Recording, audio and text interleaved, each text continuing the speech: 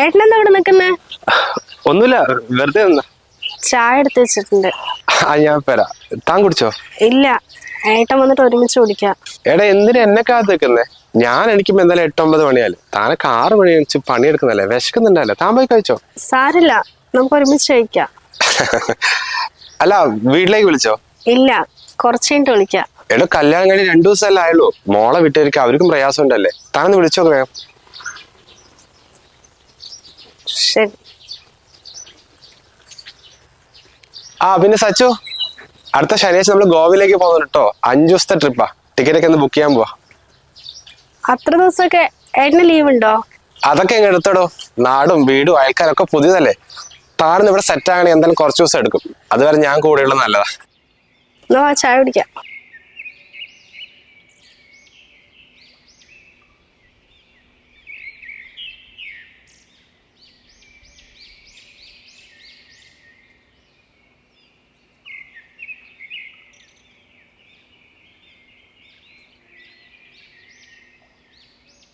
മോളെ രാവിലെ അടിച്ചു തുടച്ചല്ലേ ഉള്ളൂ, ഉച്ചയാകുമ്പോഴത്തേക്ക് പിന്നെ അടിക്കണം. ഇതെന്താ മോളെ ഇത്?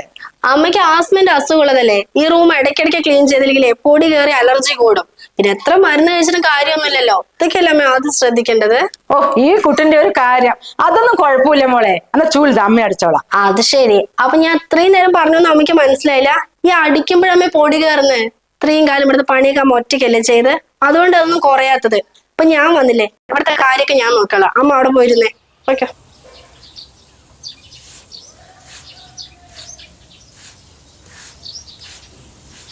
സ്വന്തം മക്കൾക്ക് പോലും ഇത്രയും സ്നേഹം ഉണ്ടാവില്ല. അല്ല മോനെ, നിങ്ങൾ ട്രിപ്പൊക്കെ കഴിഞ്ഞതല്ലേ? കല്യാണം കണ്ടിട്ട് കുറെ ആയില്ലടാ. പിന്നെ ലീവിലും കഴിഞ്ഞില്ലേ?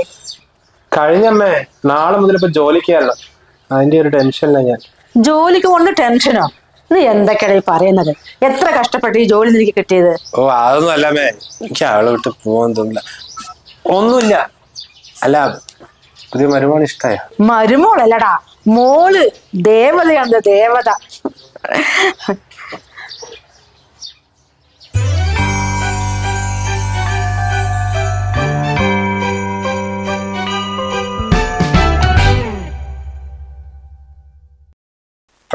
ഭക്ഷണം ഫുള്ള് കഴിക്കണേ. കഴിക്കാട്ടോ.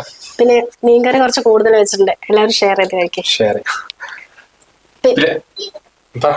ഏട്ടൻ പറ. ഏട്ടൻ പറ. ഇടയ്ക്ക് ഫ്രീ ആകുമ്പോഴേ ഒന്ന് വിളിക്കണേ. ഞാനും അതാ പറയാം. നീ ഫ്രീ ആകുമ്പോ വിളിക്കണേ. അമ്മയുടെ അമ്മ മേലെയുണ്ട്.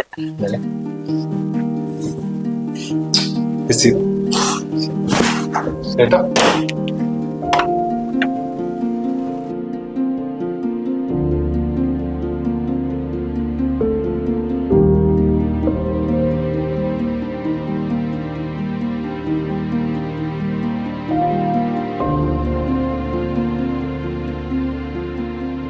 എങ്ങനെയുണ്ട് ചേച്ചി പുതിയ മരുമോള്? മരുമോളല്ല മോളെ, എന്റെ മോളാ. എന്നൊക്കെ എങ്ങനെ അറിയാൻ നോക്കുന്നത്? പിന്നെ എന്തൊരു അടുക്കും ചിട്ടറേ കുട്ടിക്ക്. എന്റെ മോനെ നോക്കുന്ന കാണും നമ്മുടെ മനം നിറഞ്ഞു പോകും. ദൈവമായിട്ട് കൊണ്ടു തന്നത് ആ പൊന്നും കൂടത്തിനെ. ഇന്നലെ ഞാനും സംസാരിച്ചിട്ടുണ്ടായിരുന്നു. പിന്നെ നമുക്ക് ഒരാളോട് കുറച്ചു നേരം സംസാരിച്ച് അവരെ കുറിച്ച് മനസ്സിലാകുമല്ലോ. നല്ല പക്വതയുള്ള കുട്ടി. എന്തായാലും സുജിത്തിന്റെ ഭാഗ്യ. അതെന്റെ മോളെ ഞാനും പറയുന്നത്, എന്റെ മോന്റെ ഭാഗ്യ. ശരി ചേച്ചി, ഞാൻ പോട്ടെ. ആയിക്കോട്ടെ.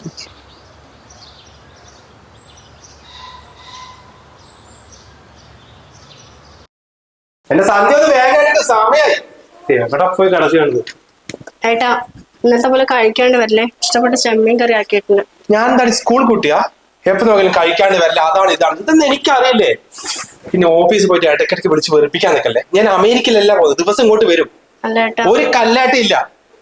ഇത് പുറത്ത് വന്നിട്ട് ടാറ്റ കാണിക്കാൻ നിൽക്കല്ലേ. അപ്പുറത്തെ സാധനം കളിയാക്കാൻ തുടങ്ങി. കല്യാണം കഴിഞ്ഞിട്ട് 6 മാസമായി. ഇന്നലെ കഴിഞ്ഞ പോലെയാ.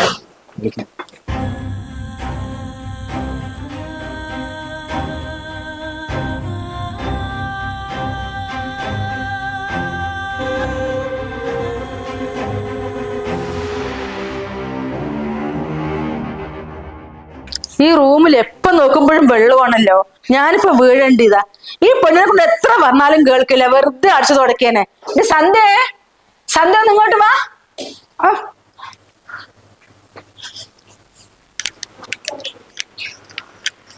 എന്താ നിനക്ക് എന്താടി ഞാൻ പറയണമെന്ന് മനസ്സിലാവുന്നില്ല? ഇവിടെ മുഴുവനും കൂടെ വെള്ളം ആളെ കൊല്ലാനുള്ള പരിപാടിയാണ് നീ. അതമ്മേ ഇപ്പൊ തുടച്ചു പോയുള്ളൂ, ഫാൻ ഇടാൻ മറന്നതാ. നിന്നോട് ഞാൻ പറഞ്ഞിട്ടില്ലേ രാവിലെ മാത്രം അടിച്ചു തുടച്ചാൽ മതി എന്നുള്ളത്? പിന്നെ നീ എന്തിനാ ഉച്ചക്കലും വന്ന് തുടയ്ക്കുന്നത്? അല്ലമ്മേ അമ്മയ്ക്ക് എന്റെ ആസ്മയൊക്കെ കൊണ്ട് കുറെ കാലമായി. നീ വെള്ളം കൊണ്ട് ഇങ്ങനെ വലിച്ചാൽ എന്റെ സുഖേട് മാറില്ല. അതിന് ഗുളികനെ കഴിക്കണം. ഒരു പരിഷ്കാരി വന്നിരിക്കുന്നു. നോക്ക്, ഞാൻ പറയുന്നത് മാത്രം നീ ചെയ്താൽ വേണ്ട. അപ്പൊ ഒരു പണി നീ ഇവിടെ ചെയ്യരുത്. നിനക്ക് പണി ഒന്നുമില്ലെങ്കിലേ മേലെ തുണി കൊള്ളണ്ടേ.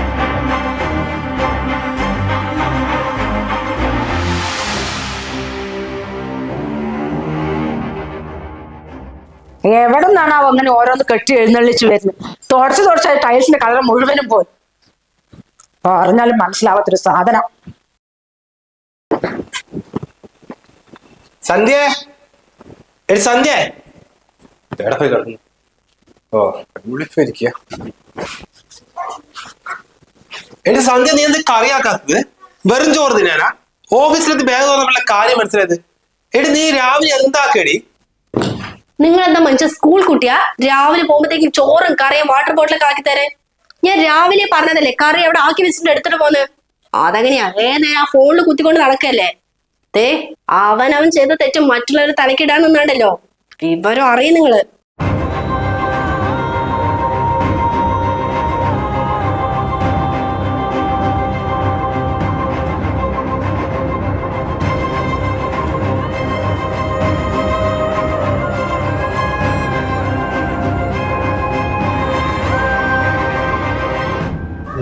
എന്താ പറ്റിയത്? കല്യാണം കഴിച്ചു വരുമ്പോ എന്തേലും ചോറ് കഴിക്കണേ, വേസ്റ്റ് ആകല്ലേ, അതാണ് ഇതാണ്, ഉമ്മ തരുന്നു, ടാറ്റ തരണം. പ്രാന്തായോ? നോക്കുന്ന പേടിയാണ്. ചായ ഒറ്റയ്ക്ക് ഉണ്ടാക്കി കുടിക്കേണ്ടി വരുമോ?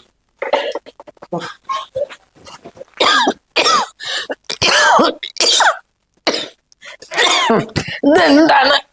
ഫുള്ള് പൊടിയാണല്ലോ. ഈ പെണ്ണെന്താ അടുക്കൽ തുടക്കലൊന്നുമില്ല. എടി സന്ധ്യ, നീ അവിടെ പോയി കിടക്കുക. അങ്ങോട്ട് പാടി.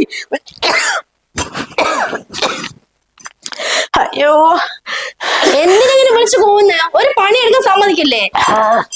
അയ്യോ, അല്ലടി നീ ഇവിടെ അടുക്കലും തുടക്കലൊന്നും ഇല്ലേ? ഇവിടെ ഫുള്ള് പൊടിയാണല്ലോ. ചുമച്ച് ആളില്ലാണ്ടായി. നീ അവിടെ എന്ത് ചെയ്യാ? മര്യാദക്ക് ഞാനിവിടെ 3 നേരം അടിച്ചു തുടച്ചല്ലേ. അപ്പൊ നിങ്ങൾ എന്താ പറഞ്ഞ? ഒരു പ്രമാണി വന്നിരിക്കണം, നിന്റെ പരിഷ്കാരം ഒന്നും ഇവിടെ നടക്കില്ല, ഞാൻ പറഞ്ഞ മാത്രം ചെയ്താൽ മതി എന്നല്ലേ? എന്നിട്ട് ഇത്രയും കേട്ടിട്ട് ഞാൻ ഇവിടെയൊക്കെ പിന്നെയും ചെയ്യണെന്താ? ദേ കയ്യും കാലിലും ഒരു കുഴപ്പമൊന്നുമില്ലല്ലോ. വേണമെങ്കിൽ പോയി അടിച്ചു തുടക്കേ. ഇനി ഒരു പണിയെടുക്കണം സന്ധ്യ വട്ട് വിളിച്ചു പോവാൻ തന്നാണല്ലോ.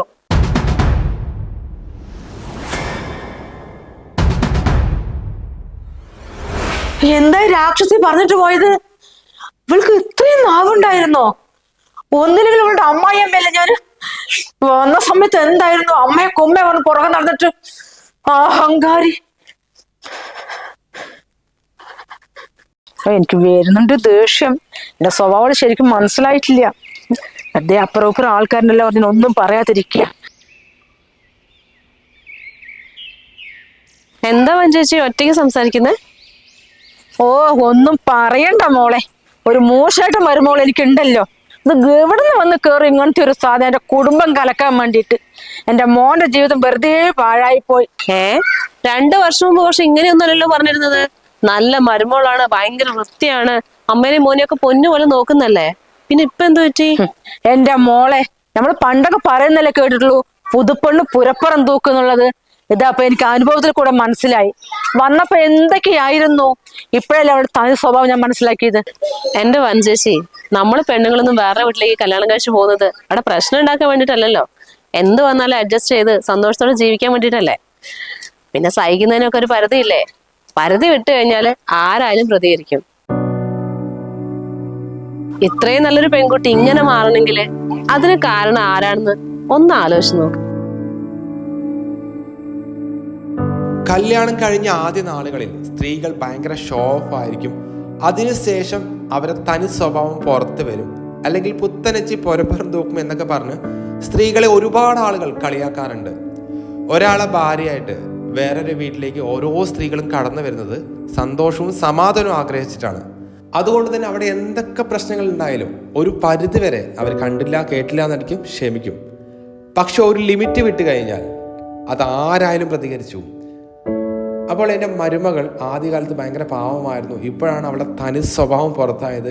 അല്ലെങ്കിൽ എൻ്റെ ഭാര്യ ഒരു മിണ്ടാപ്പൂച്ചയായിരുന്നു, ഇപ്പോൾ അവളുടെ നാവ് സഹിക്കാൻ കഴിയില്ല എന്നൊക്കെ കുറ്റം പറയുന്ന ആളുകൾ ഒരു നിമിഷം ചിന്തിക്കുക, അവർ സ്വയം മാറിയതാണോ അല്ലെങ്കിൽ നിങ്ങൾ എല്ലാവരും കൂടി അവരിങ്ങനെ മാറ്റിയെടുത്തതാണോ എന്ന്.